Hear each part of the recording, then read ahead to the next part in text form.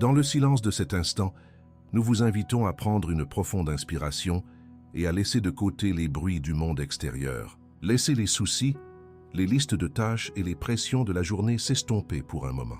Il y a une question fondamentale qui résonne dans le cœur de chaque être humain. Comment vivre une vie qui n'est pas simplement une succession de luttes, mais une existence florissante, stable et porteuse de fruits? Souvent, nous cherchons la réponse dans des stratégies complexes, des efforts acharnés ou des prières désespérées pour une intervention extérieure. Mais et si le secret ne se trouvait pas dans une aide que Dieu envoie ponctuellement, mais dans une transformation intérieure si profonde qu'elle change la nature même de notre être et, par conséquent, les résultats que nous voyons dans notre vie? Ce secret, ce plan divin pour une vie bénie, a été inscrit il y a des milliers d'années dans les premiers mots du livre des psaumes. Le psaume 1 n'est pas une simple poésie ou une belle chanson. C'est une invitation sacrée, une carte qui nous guide hors du sol aride de l'échec et de l'inquiétude pour nous replanter sur les rives fertiles de la provision divine. Il contient le code spirituel pour devenir cet arbre robuste dont les feuilles ne se flétrissent jamais et qui porte son fruit en sa saison. Au cours des moments qui vont suivre, nous n'allons pas simplement lire un texte ancien. Nous allons nous préparer à entreprendre un voyage de transplantation de l'âme, à activer un principe éternel qui promet que celui qui se connecte à la bonne source verra inévitablement tout ce qu'il entreprend réussir. Préparez votre cœur car la parole de Dieu est sur le point de révéler le chemin pour devenir ce que vous avez toujours été destiné à être. Écoutons maintenant avec un cœur ouvert et un esprit réceptif les paroles sacrées qui constituent la fondation de notre voyage. Ce ne sont pas de simples versets, mais la voix de Dieu qui trace une ligne claire dans le sable, séparant une vie de survie d'une vie d'abondance divine. Le psaume commence par une déclaration puissante, non pas sur ce qu'il faut faire, mais sur ce qu'il faut d'abord cesser de faire. Il nous révèle que la bénédiction commence par une séparation, une décision consciente de s'éloigner des sources empoisonnées. Heureux l'homme qui ne marche pas selon le conseil des méchants, qui ne s'arrête pas sur la voie des pécheurs et qui ne s'assied pas en compagnie des moqueurs. Ce premier verset nous présente une progression descendante vers la stérilité spirituelle. Marcher selon le conseil des méchants, c'est d'abord écouter et laisser les doutes, les peurs et la logique du monde influencer nos pensées. S'arrêter sur la voie des pécheurs, c'est passer de l'écoute à l'action, adopter les comportements et les habitudes qui nous éloignent de la source de vie. Enfin, s'asseoir en compagnie des moqueurs, c'est l'étape finale où le cœur s'endurcit, où l'on trouve du confort dans le cynisme et où l'on se moque des choses de Dieu. Le psaume nous appelle à un exode intérieur, à quitter ces terres arides pour pouvoir être transplantés. Après avoir décrit ce à quoi nous devons renoncer, la parole nous révèle immédiatement ce que nous devons embrasser. Le vide laissé par les voies du monde doit être rempli par une source supérieure, une mélodie céleste, mais qui trouve son plaisir dans la loi de l'Éternel et qui la médite jour et nuit. Remarquez le mot « plaisir ». La loi de Dieu n'est pas présentée ici comme un fardeau ou un ensemble de règles restrictives, mais comme une source de joie profonde, un délice pour l'âme. C'est le secret de l'homme béni. Il a appris à aimer ce qui lui donne la vie, à trouver sa satisfaction dans la sagesse même de son Créateur. Cette relation avec la parole n'est pas un événement ponctuel, mais une immersion constante. Méditer jour et nuit ne signifie pas une lecture incessante, mais un état de connexion permanent. C'est penser à la parole en se réveillant, la ruminer pendant les défis de la journée et laisser ses promesses apaiser notre esprit avant de dormir. C'est permettre à la vérité de Dieu de devenir le filtre à travers lequel nous voyons le monde, la boussole qui guide nos décisions et le murmure constant qui nous rappelle qui nous sommes en lui. C'est ainsi que les racines de notre âme commencent à s'étendre, cherchant la profondeur de la rivière divine. Et voici la conséquence inévitable de cette connexion, la promesse qui se déploie comme une fleur au soleil. Il est comme un arbre planté près d'un courant d'eau. Cette image est d'une puissance extraordinaire. L'arbre n'est pas né là par hasard. Il a été planté, positionné intentionnellement, par la main du divin jardinier. Il n'est pas à côté d'une flaque d'eau stagnante qui s'asséchera, mais près d'un courant, une source inépuisable et toujours nouvelle de vie, de force et de provision. C'est l'image d'une âme qui ne dépend plus des circonstances extérieures, mais qui est branchée directement sur la suffisance infinie de Dieu. La description de cet arbre continue, détaillant les fruits de sa connexion divine, qui donne son fruit en sa saison, et dont le feuillage ne se flétrit point. Cela nous parle de la fin de l'effort stérile, Le fruit n'est pas forcé. Il apparaît naturellement, au bon moment, en sa saison. Il y aura une saison pour la restauration financière, une saison pour la guérison, une saison pour la promotion. De plus, son feuillage ne se flétrit pas. Cela signifie que même lorsque la saison de la fructification n'est pas encore visible, sa vitalité, sa paix, sa joie et sa santé spirituelle demeurent intactes, car il n'est pas nourri par le fruit, mais par la source. Vient ensuite le couronnement de cette promesse, une déclaration si vaste qu'elle englobe tous les domaines de l'existence. Tout ce qu'il fait lui réussit. Ce n'est pas une formule magique, mais le résultat organique d'une vie alignée. Quand une personne est plantée dans la bonne source, nourrie par la bonne parole et guidée par la bonne sagesse, le succès n'est plus un accident, mais une conséquence. Ses projets, ses relations, ses entreprises et ses décisions portent la marque de la faveur divine, car ils ne naissent pas de l'anxiété humaine, mais de l'inspiration céleste. Le psaume se termine par un contraste saisissant, pour que nous comprenions bien l'importance de notre choix. Il n'en est pas ainsi des méchants. Ils sont comme la paille que le vent dissipe. C'est pourquoi les méchants ne résistent pas au jour du jugement, ni les pécheurs dans l'assemblée des justes. Car l'Éternel connaît la voie des justes, et la voie des pécheurs mène à la ruine. La paille n'a pas de racines, elle est légère, instable, à la merci du moindre vent. C'est l'image d'une vie sans encre, sans substance. Le choix nous est présenté. Serons-nous un arbre robuste et florissant ou une paille sèche et éphémère? Le chemin de la vie est connu, gardé et protégé par Dieu lui-même.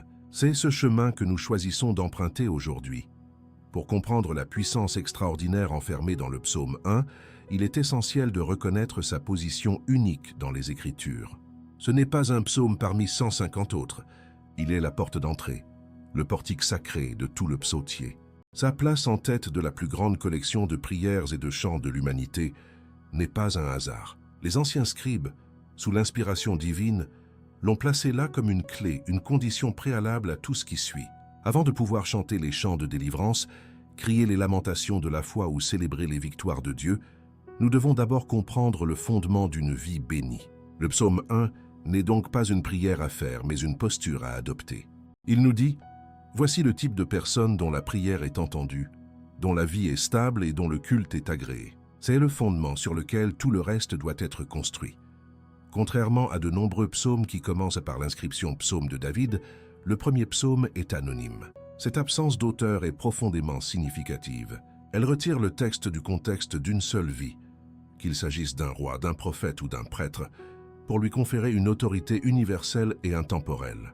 Ce n'est pas le témoignage de David dans sa détresse ou sa joie, mais la voix de la sagesse divine elle-même, s'adressant à chaque âme à travers les âges. Son anonymat en fait la propriété de tous. Il se présente comme un principe éternel, une loi spirituelle aussi immuable que les lois de la nature. Il nous enseigne que la bénédiction n'est pas le fruit d'une lignée royale ou d'un statut particulier, mais le résultat d'un choix accessible à quiconque décide d'aligner sa vie sur la source de toute vie.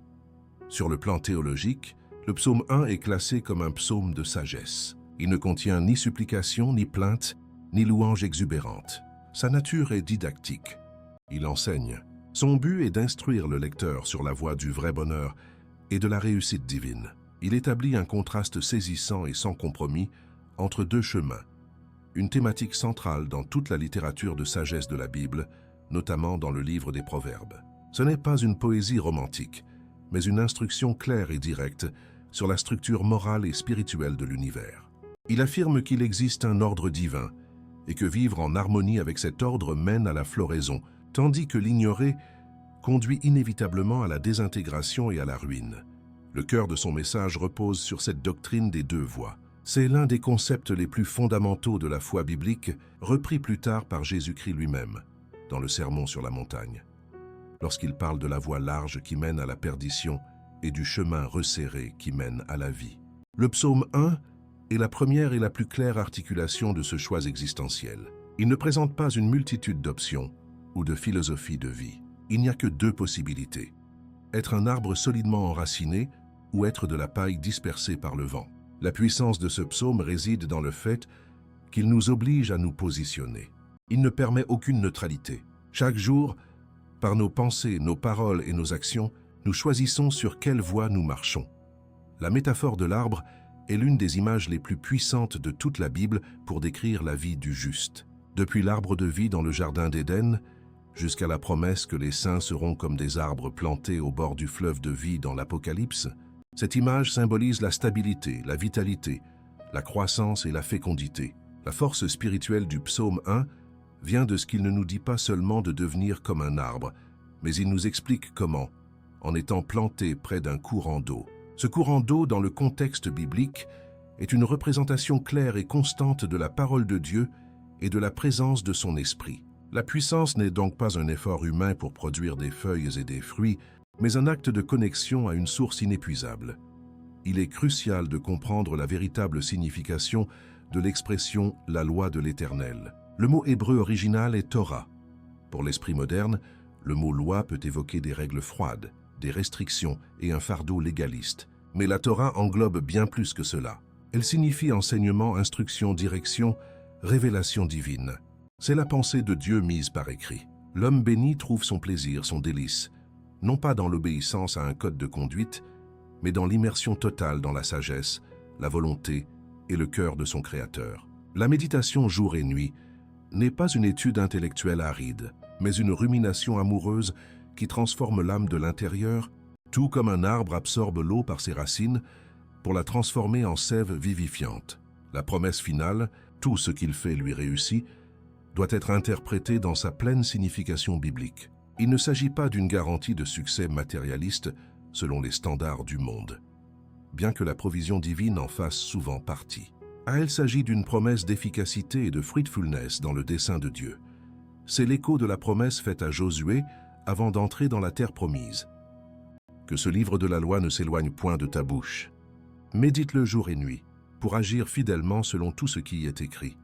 Car c'est alors que tu auras du succès dans tes entreprises, c'est alors que tu réussiras. Le succès, du point de vue de Dieu, est l'accomplissement de notre but divin.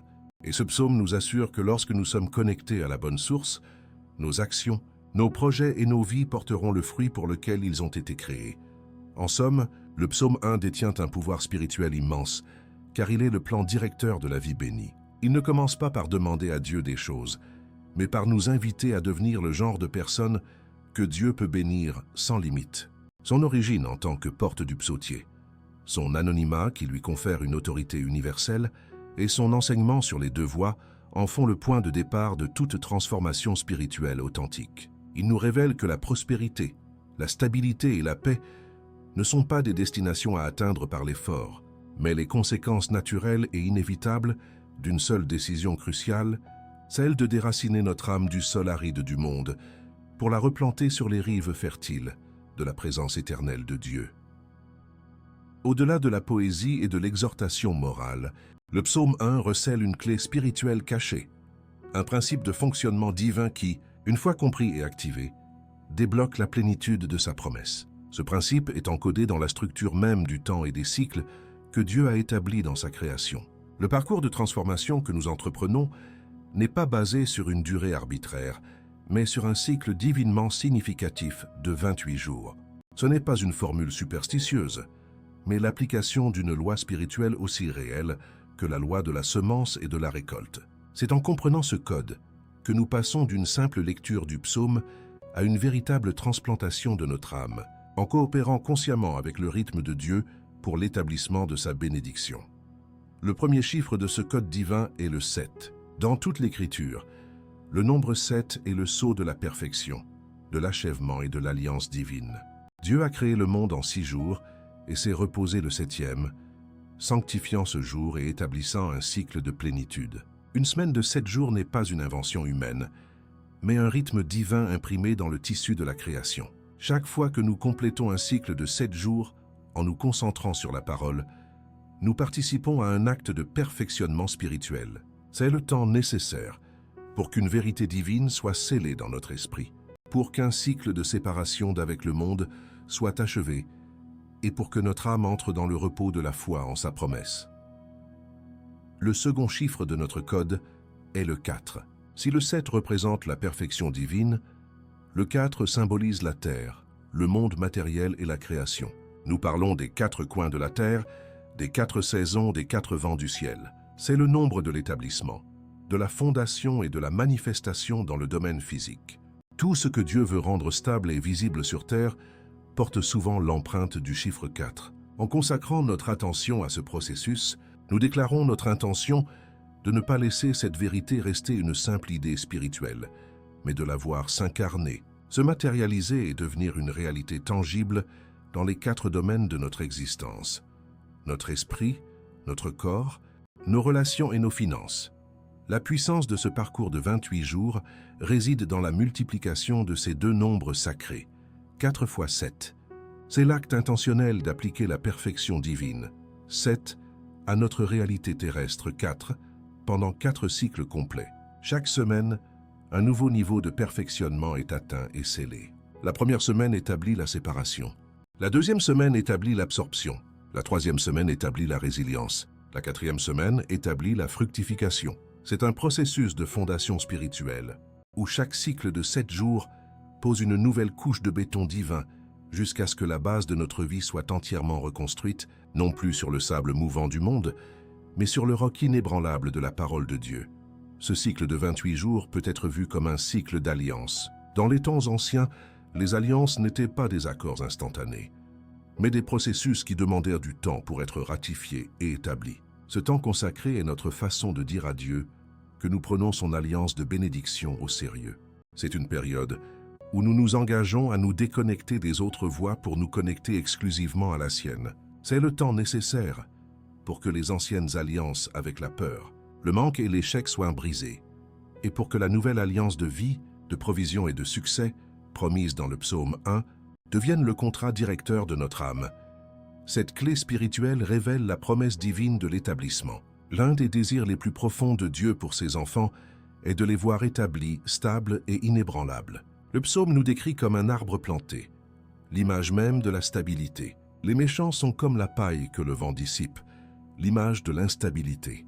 Le parcours de 28 jours est le processus pratique par lequel nous coopérons avec le Saint-Esprit pour passer de l'état de paille à celui d'arbre. C'est une période d'enracinement intentionnel où nous permettons à la vérité de Dieu de descendre si profondément en nous qu'aucune tempête extérieure ne peut plus nous déraciner. Considérez ce processus comme une germination spirituelle. Lorsqu'une graine est plantée en terre, elle a besoin d'une période ininterrompue d'obscurité, d'humidité et de nutriments pour germer et développer ses premières racines. Si vous la déterrez tous les jours pour voir si elle pousse, vous la tuerez. De même, la graine du psaume 1 a besoin de ces 28 jours pour germer dans le sol de votre cœur, sans être dérangée par les doutes, les peurs et les distractions. C'est une serre spirituelle que vous construisez autour de votre âme, créant l'environnement parfait pour que la parole de Dieu puisse accomplir son œuvre de transformation sans interférence.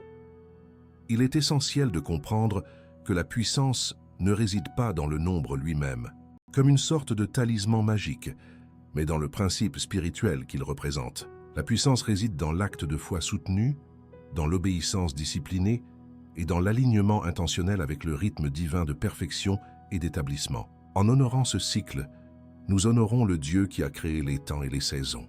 Nous activons une loi spirituelle qui stipule qu'une âme constamment immergée dans la source de vie, pendant un cycle complet de perfectionnement divin, sera inévitablement transformée.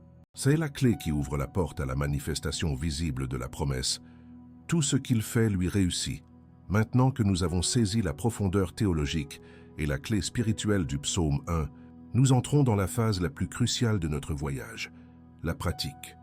La connaissance intellectuelle sans application est comme une graine gardée dans un sachet.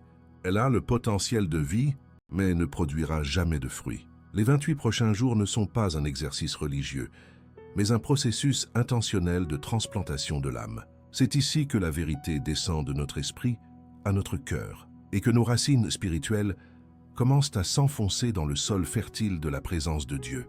Abordez ce temps non comme une obligation, mais comme le rendez-vous divin le plus important de votre vie, car c'est exactement ce qu'il est. La première étape de cette pratique sacrée concerne le temps et la consistance. Pour les 28 prochains jours, sans exception, vous allez consacrer un moment spécifique de votre journée à Dieu. Le moment idéal est souvent le début de la journée, avant que le bruit du monde ne vienne envahir vos pensées. Ce n'est pas une loi rigide, mais une sagesse pratique. En donnant à Dieu les prémices de votre journée, vous sanctifiez tout le reste. La durée n'a pas besoin d'être longue. 15 à 20 minutes de concentration totale sont plus puissantes qu'une heure de prière distraite. La clé n'est pas l'intensité, mais la constance ininterrompue. Chaque jour consécutif est une couche de fondation supplémentaire que vous posez pour votre nouvelle vie. Avant de commencer votre temps de prière, préparez votre environnement. Trouvez un lieu où vous ne serez pas dérangé. Cela peut être un coin de votre chambre, un fauteuil particulier ou même un banc dans un parc au petit matin. L'important est que ce lieu devienne pour vous un sanctuaire. Mettez votre téléphone en mode silencieux et hors de votre vue. Cet acte physique de déconnexion est un symbole puissant de votre décision spirituelle de vous éloigner du conseil des méchants et des distractions du monde pour vous connecter uniquement à la source de vie. Vous honorez Dieu en honorant le temps que vous lui consacrez. Votre posture physique est une expression de votre disposition intérieure. Adoptez une position qui exprime à la fois le respect et la vigilance. Vous pouvez vous asseoir droit sur une chaise, les pieds bien à plat sur le sol, ou vous agenouiller si cela vous est plus naturel. Évitez une position si confortable qu'elle vous incite à la somnolence. L'objectif est d'être pleinement présent, corps, âme et esprit. Commencez par prendre 3 profondes inspirations. En inspirant, imaginez que vous respirez la paix de Dieu. En expirant, relâchez consciemment les tensions, les soucis et les angoisses de la journée. Cet acte simple prépare votre être tout entier à recevoir la parole. Ouvrez votre temps par une prière simple de consécration. Ne cherchez pas de mots compliqués. Parlez à Dieu avec le cœur. Vous pourriez dire « Père céleste, je viens devant toi en ce jour. Je te consacre ce moment. Saint-Esprit, je t'invite à être mon enseignant. Ouvre les yeux de mon cœur pour que je voie les merveilles de ta parole. Ouvre mes oreilles spirituelles pour que j'entende ce que tu veux me dire. Je me sépare des voix du monde pour n'écouter que la tienne. Que ce temps te soit agréable. Amen. Cette prière d'ouverture aligne votre esprit sur le but de votre rencontre avec lui. Le cœur de votre pratique est la méditation sur le psaume. Lisez le psaume entier à voix haute, lentement et délibérément. Laissez chaque mot résonner dans la pièce et dans votre esprit. Ensuite, concentrez-vous sur une phrase ou un verset en particulier. Ne vous pressez pas. Ruminez les mots comme un aliment. Par exemple, sur la phrase « Il est comme un arbre planté », demandez au Saint-Esprit « Seigneur, montre-moi ce que cela signifie pour moi aujourd'hui. Comment puis-je vivre comme un arbre solidement planté dans mes finances, dans mes relations, dans ma santé ?» Laissez la parole vous parler personnellement. Après avoir médité, passez à la déclaration de foi. La foi est libérée par des paroles prononcées. En vous basant sur la vérité du psaume, déclarez à voix haute qui vous êtes en Christ. Vous n'essayez pas de convaincre Dieu. Vous vous rappelez à vous-même et vous déclarez au monde spirituel la vérité de votre nouvelle identité. Proclamez avec autorité. Je ne marche pas selon le conseil des méchants. Je trouve mon plaisir dans la loi de l'Éternel. Je suis un arbre planté près d'un courant d'eau. Mon feuillage ne se flétrit point. Je donne mon fruit en ma saison. Tout ce que je fais, je le réussis car je suis connecté à la source de toute réussite. Engagez maintenant votre imagination sanctifiée. C'est l'acte de visualiser la vérité de Dieu comme étant déjà accomplie. Fermez les yeux et voyez-vous comme cet arbre robuste décrit dans le psaume. Voyez vos racines, profondes et fortes, s'enfoncer dans une rivière d'eau vive et cristalline, qui est la parole de Dieu. Voyez la sève de sa vie monter en vous, rendant votre tronc solide et inébranlable face au vent. Voyez vos feuilles d'un vert éclatant, symbolisant votre santé et votre vitalité. Puis voyez les fruits mûrs et abondants qui pendent de vos branches, représentant le succès dans chaque domaine de votre vie. Maintenez cette image pendant quelques instants. Terminez toujours votre temps de prière par la gratitude. La gratitude est l'expression la plus élevée de la foi. Elle remercie Dieu non seulement pour ce qu'il a fait, mais pour ce que vous savez par la foi qu'il est en train de faire et qu'il fera. Remerciez-le pour sa parole qui est vivante et efficace. Remerciez-le pour le processus de transformation qu'il a commencé en vous. Remerciez-le à l'avance pour les fruits qui vont se manifester, pour les portes qui vont s'ouvrir et pour la stabilité qui est en train de devenir votre réalité. La gratitude scelle votre prière dans une atmosphère de confiance et d'attente joyeuse. Enfin, comprenez que cette pratique ne se limite pas aux 20 minutes que vous avez consacrées.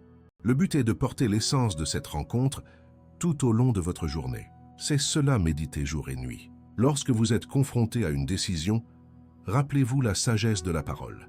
Lorsque l'anxiété tente de vous submerger, souvenez-vous de l'image de l'arbre inébranlable. Lorsque le doute s'insinue, répétez intérieurement vos déclarations de foi. Vous apprenez ainsi à vivre non plus à partir des circonstances extérieures, mais à partir de la réalité intérieure que vous cultivez chaque matin en sa présence. C'est ainsi que la transplantation de l'âme devient votre expérience vécue.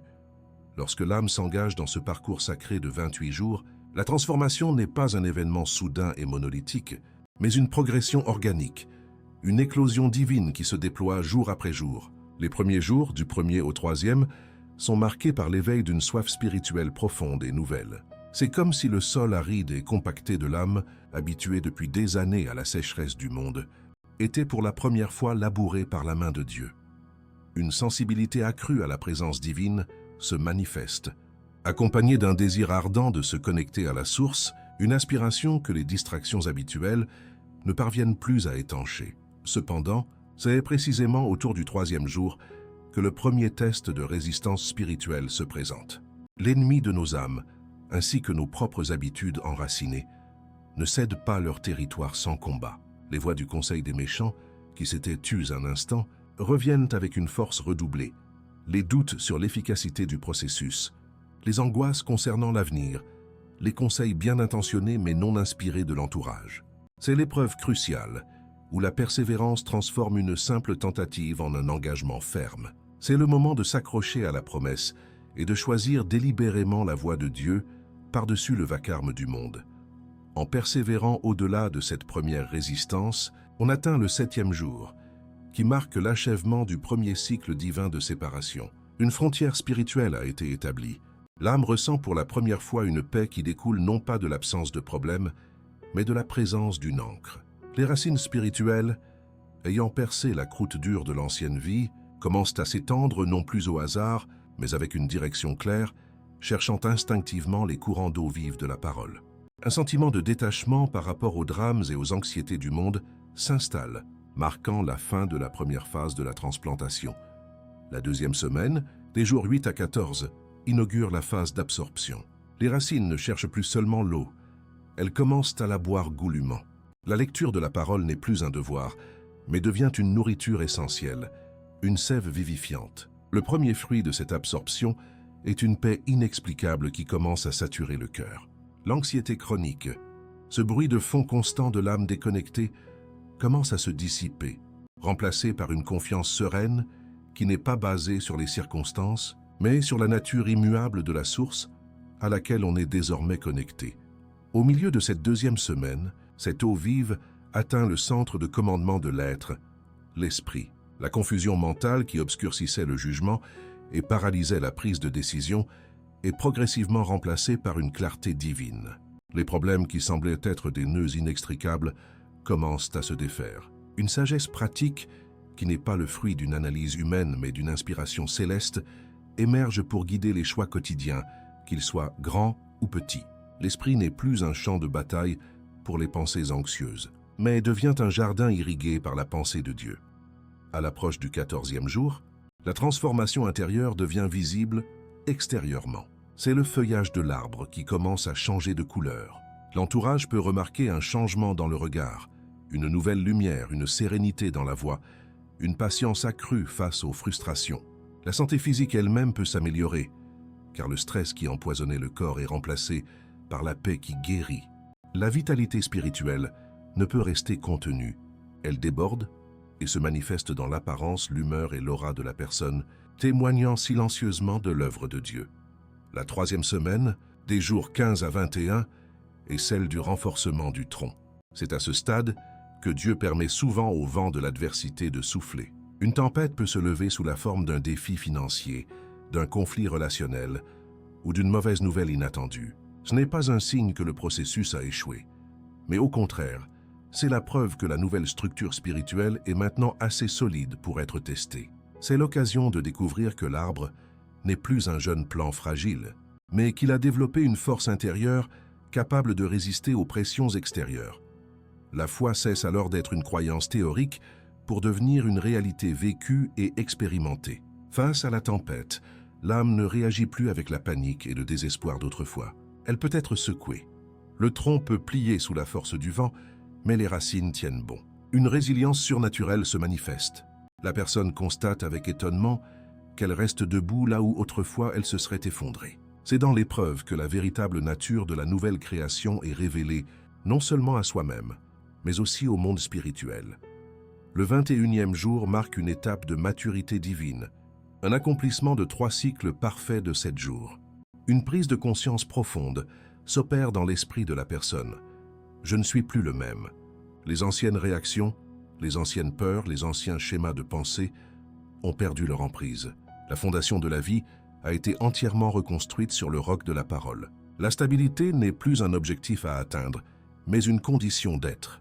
La personne se tient désormais ferme, non par la force de sa volonté, mais par la vie inépuisable qu'elle puise continuellement de la rivière de Dieu.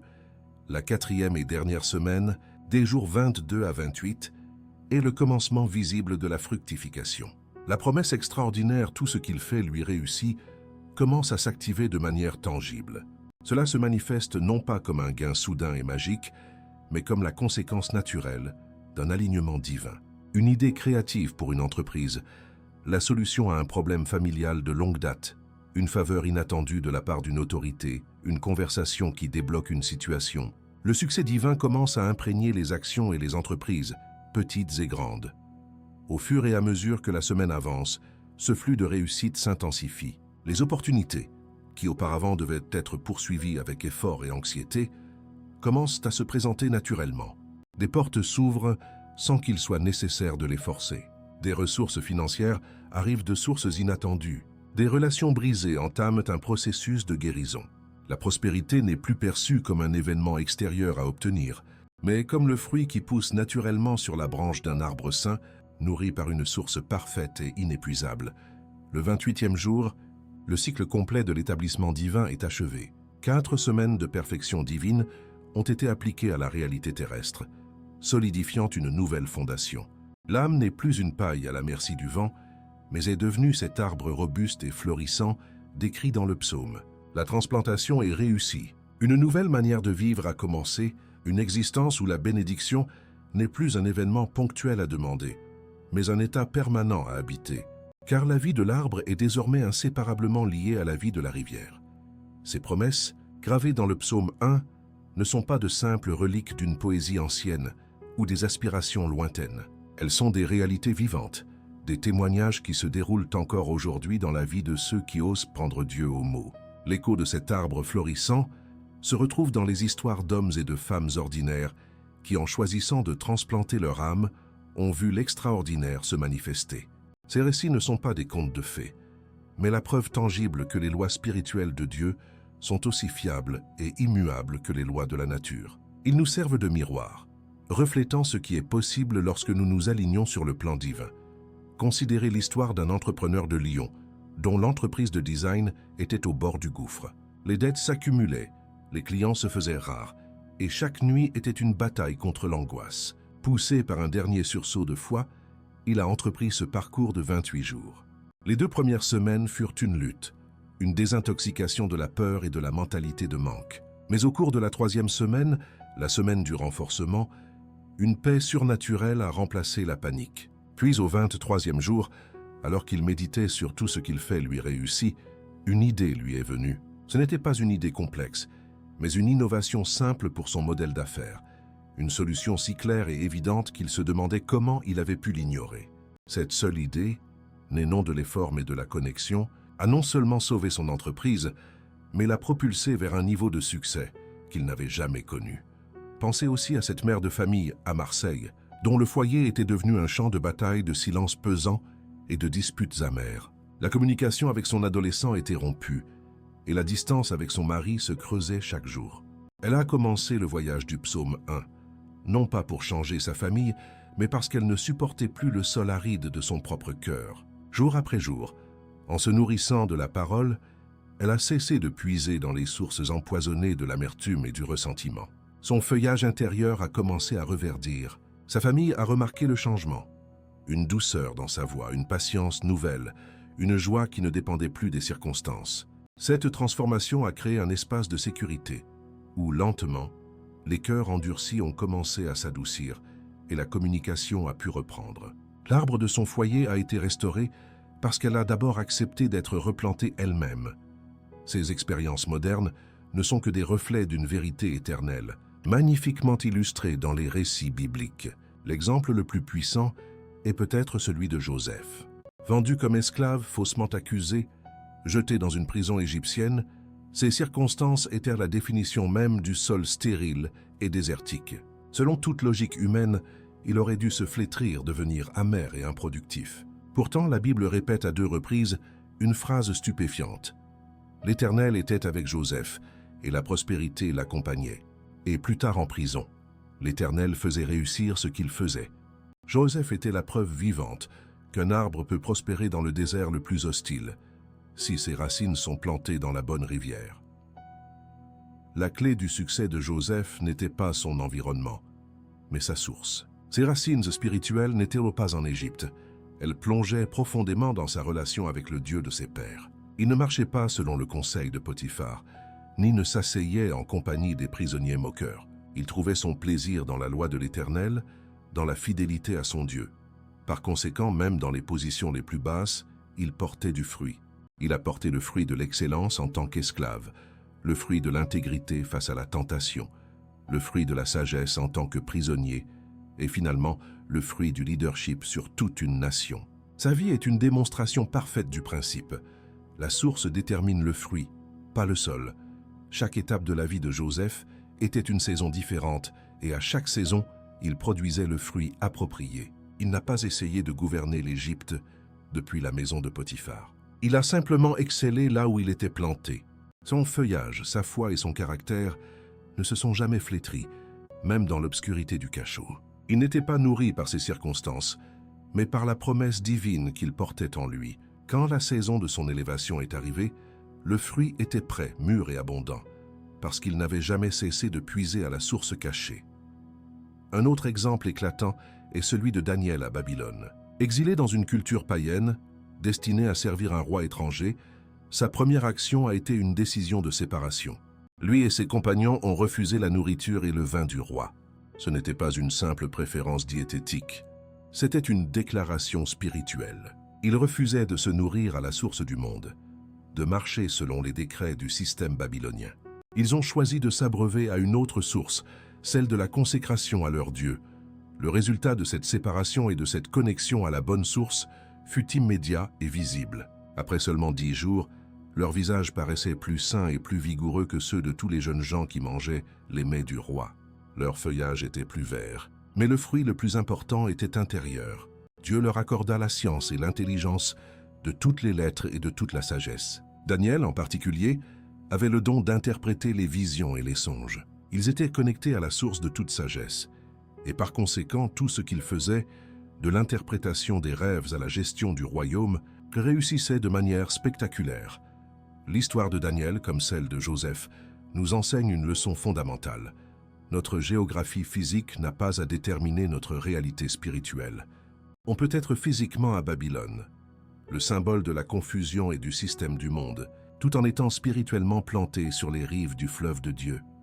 On peut travailler dans un environnement compétitif et impitoyable, tout en puisant sa force, sa paix et sa sagesse d'une source que nos collègues ne connaissent pas. Le choix de la source est une décision intérieure qui transcende toutes les circonstances extérieures. Ces témoignages, anciens et modernes, convergent vers une seule et même vérité. Ils ne parlent pas d'une formule magique, mais d'un principe divin d'alignement. La prospérité, la paix et la stabilité ne sont pas des récompenses arbitraires que Dieu distribue au hasard. Elles sont les conséquences naturelles et inévitables d'une âme qui a été déracinée du sol de l'indépendance humaine pour être replantée dans le sol de la dépendance divine. Il nous montre que la première étape vers le succès extérieur est toujours une séparation intérieure. Joseph s'est séparé de l'amertume. Daniel s'est séparé de la compromission. L'entrepreneur de Lyon s'est séparé de la peur. La maire de Marseille s'est séparée du ressentiment. Tous ont choisi de ne plus marcher, s'arrêter ou s'asseoir dans les voies qui mènent à la stérilité, pour trouver leur plaisir et leur nourriture dans la seule source qui donne la vie. Ces récits ne sont pas là pour être admirés, mais pour être imités. Ils sont une invitation pour chacun de nous. Ils nous assurent que le pouvoir du psaume 1 n'est pas limitée à une époque ou à un type de personne. C'est une porte ouverte, un chemin tracé, une promesse qui attend d'être activée. Votre histoire peut devenir le prochain témoignage de la fidélité de Dieu, la prochaine preuve qu'un arbre planté près de son courant d'eau portera infailliblement son fruit en sa saison, et que tout ce qu'il entreprend sera couronné de succès. Au terme de ce cycle sacré de 28 jours, un seuil spirituel est franchi. Ce n'est pas la fin d'un exercice, mais la naissance d'une existence nouvelle. La transplantation de l'âme est achevée, non comme un acte chirurgical laissant des cicatrices, mais comme une réintégration douce et profonde dans l'écosystème divin. L'être tout entier, autrefois fragmenté par l'inquiétude et l'instabilité, se sent pour la première fois unifié, cohérent et solidement ancré. Un sentiment de permanence s'installe. La conscience que ce nouvel état n'est pas une bénédiction passagère, mais une nouvelle normalité, une réalité ontologique, sur laquelle on peut désormais construire sa vie entière.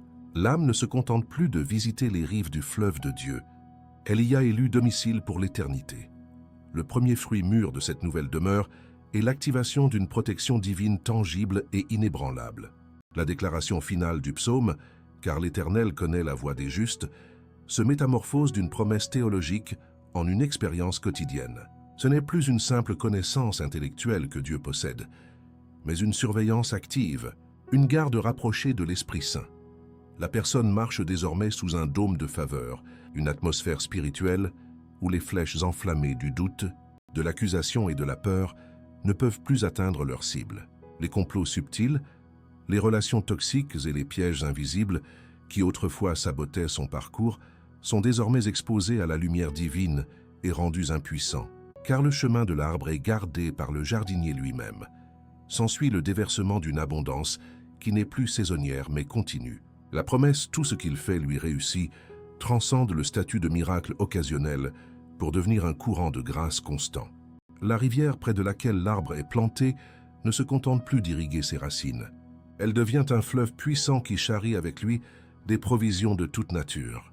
La réussite n'est plus seulement une question de finances ou de carrière, mais une prospérité holistique qui touche chaque domaine. C'est une abondance de sagesse pour chaque décision, une surabondance de paix face à chaque tempête, un surplus de joie même dans les jours ordinaires, et un flux constant d'opportunités divines qui se présentent au moment parfait, confirmant que la source ne connaît ni la pénurie ni la sécheresse. Avec cette stabilité vient la manifestation silencieuse mais implacable de la justice divine. Le contraste saisissant avec la voie des pécheurs qui mène à la ruine devient une réalité observable. Les situations qui semblaient bloquées par l'injustice commencent à se dénouer d'elles-mêmes, sans effort ni manipulation de la part de la personne.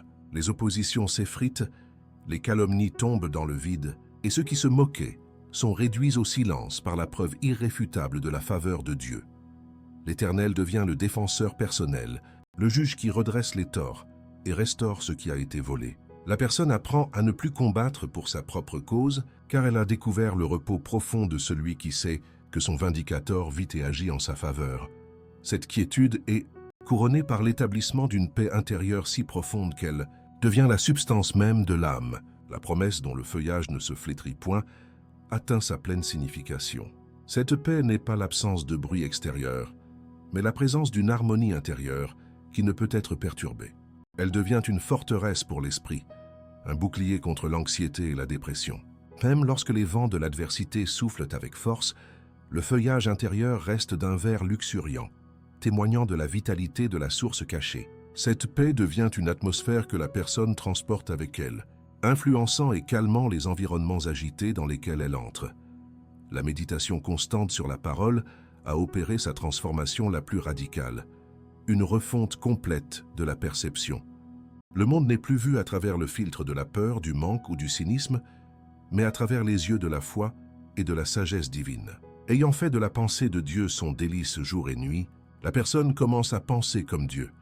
Elle discerne les desseins divins derrière les événements, voit des opportunités là où d'autres voient des impasses et perçoit la main de Dieu dans les détails les plus infimes de sa journée. Son esprit, autrefois un champ de bataille, est devenu un jardin fertile où seules les graines de la vérité, de l'espérance et de la possibilité peuvent désormais germer. L'impact de cette transformation ne peut rester confiné à l'individu. Il déborde inévitablement pour bénir les autres. L'arbre, désormais robuste et chargé de fruits, offre son ombre et sa nourriture à ceux qui l'entourent. La stabilité de cette personne devient une ancre pour sa famille. Sa paix désamorce les conflits au travail. Sa sagesse, née de la connexion divine, devient un conseil recherché. Elle n'a pas besoin de prêcher avec des mots. Sa vie elle-même est devenue une prédication vivante, un témoignage puissant de la fidélité de Dieu qui attire les âmes assoiffées vers la même rivière de vie. Elle est devenue, sans même s'en rendre compte, une source de bénédiction pour sa génération. La relation avec Dieu, qui a commencé comme une discipline intentionnelle, s'est épanouie en une communion intime et sans effort. La prière n'est plus un monologue de requête, mais un dialogue continu avec un ami très cher. La lecture de la parole n'est plus une tâche, mais l'acte de se nourrir du pain de vie, un délice indispensable. La confiance en Dieu n'est plus une décision mentale à renouveler, mais l'état naturel du cœur, aussi instinctif que les racines qui s'abreuvent à la rivière. C'est une relation non plus basée sur la performance, mais sur une identité d'enfant bien-aimé, pleinement accepté et demeurant en permanence dans la présence de son Père.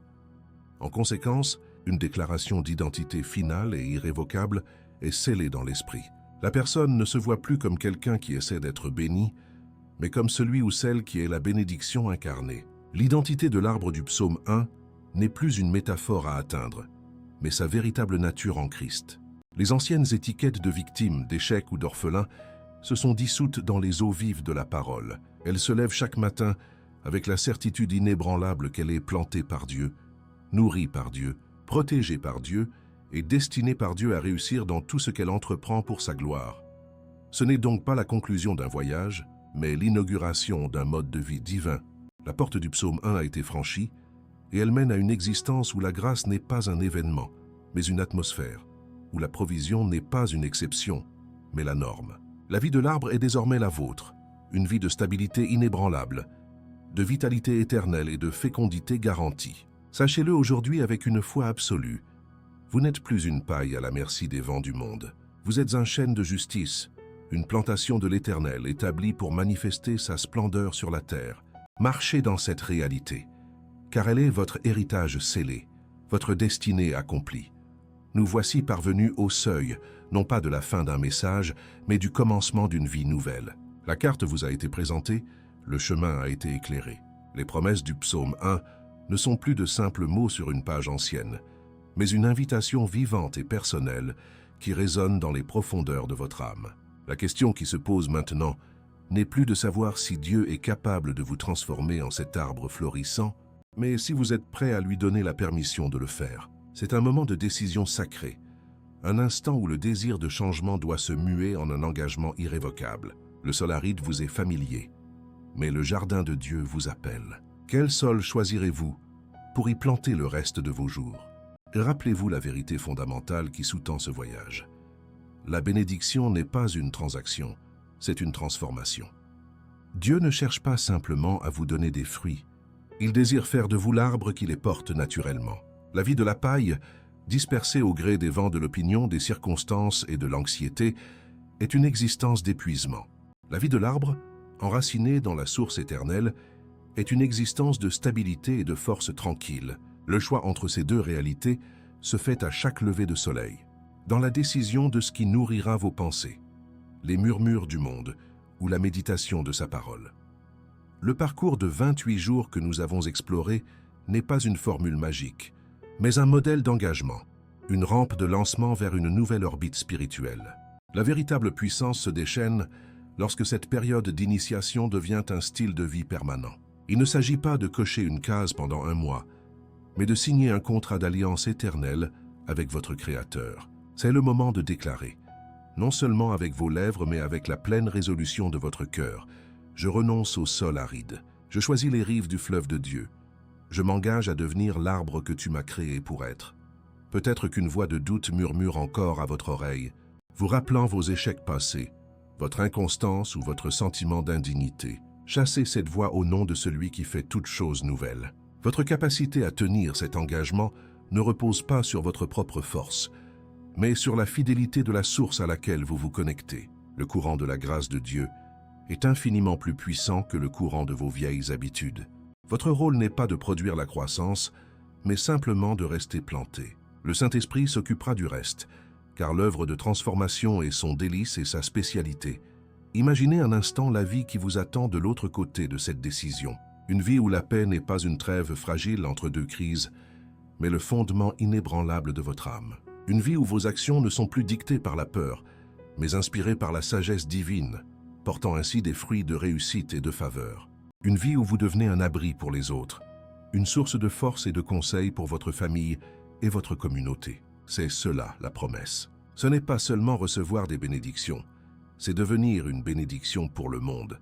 Alors, en cet instant sacré, nous vous invitons à faire ce pas de foi. Scellez votre décision par une prière de consécration.